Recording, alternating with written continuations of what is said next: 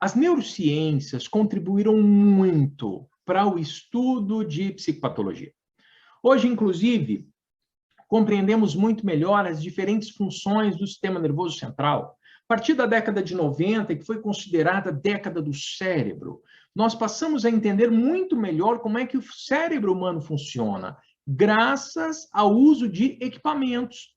Então, a década de 90 ficou conhecido como década do cérebro. Alguns países, como Estados Unidos, investiram centenas de milhares de dólares para estudar o cérebro humano, consequentemente, através de equipamentos como PET scan, tomografia computadorizada, ressonância magnética. Então, as neurociências contribuíram muito para o entendimento dos transtornos neuropsiquiátricos. Hoje nós sabemos exatamente o papel dos neurotransmissores, e quando eles estão em desequilíbrio, por exemplo, serotonina, quando ela está em desequilíbrio, seguramente o indivíduo vai apresentar sintomas relacionados à depressão e insônia. O GABA, que está em desequilíbrio, a ansiedade. Então, hoje nós entendemos aí o papel dos neurotransmissores. Agora, não é só eles. Nós temos os aspectos psicológicos, psiquiátricos, mas nós temos também os aspectos relacionados a essa química. Então, hoje, o médico psiquiatra, ele, ao receitar um psicofármaco, ele tem uma noção muito melhor do que há 30, 40 anos atrás. Então, ele entendendo ali a química que está em desequilíbrio, ele vai buscar uma medicação justamente para proporcionar o melhor equilíbrio dessa química. E, claro, a importância que existe do paciente se submeter a um processo psicoterapêutico, porque o psiquiatra está fazendo o papel dele. Agora, não dá apenas para, regulando os hormônios, vencer a depressão, a insônia. Não, é necessário corrigir pensamentos e comportamentos. Então, nós temos muitas questões hoje que já estão muito melhores. Agora, você, psicólogo e psicóloga, é fundamental que você conheça o sistema nervoso central, o sistema nervoso periférico e toda a relação com os neurotransmissores. Preste atenção, em todos os transtornos neuropsiquiátricos, todos, ocorre um profundo desequilíbrio na dinâmica dos neurotransmissores, que é essa substância que contribui na regulação dos nossos estados emocionais. Ocorre, então, uma hipoprodução ou uma hiperprodução. E esse desequilíbrio interfere muito na saúde mental das pessoas.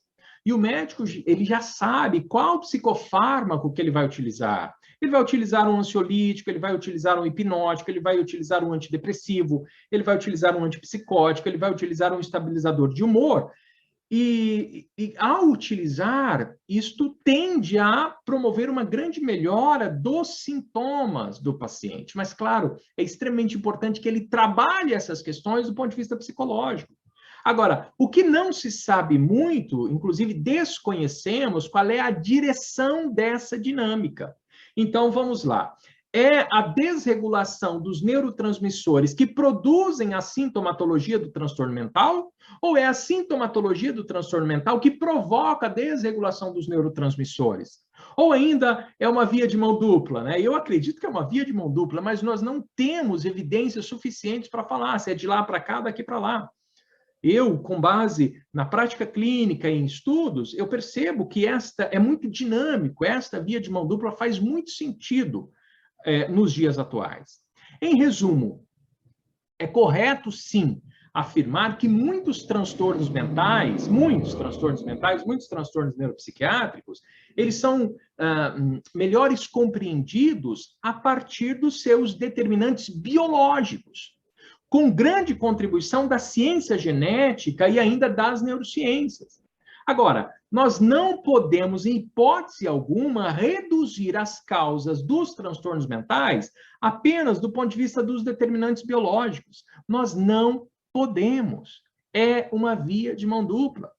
Inclusive, o Barlow e o Duran nos dizem o seguinte: uma predisposição genética específica, independentemente de quão forte ela seja, pode nunca se expressar no comportamento, a menos que o indivíduo seja exposto a certo tipo de ambiente. Por isso que a epigenética faz tanto sentido também na área de saúde mental. Nós herdamos genes. Agora, se esse gene vai se expressar ou não, depende dos nossos comportamentos, depende do ambiente que estamos inseridos. Então, a melhor maneira de compreender as raízes, as origens, as causas dos sofrimentos mentais, dos transtornos neuropsiquiátricos, é analisar todo tipo de hipótese. Então, vamos considerar os determinantes biológicos, vamos considerar a história familiar, vamos considerar a história social, vamos considerar o contexto de vida como um todo do paciente, que nos traz a sua queixa, que nos traz a sua dor, que nos traz o seu sofrimento. Isto é atuar com estratégia psicológica embasada em evidências.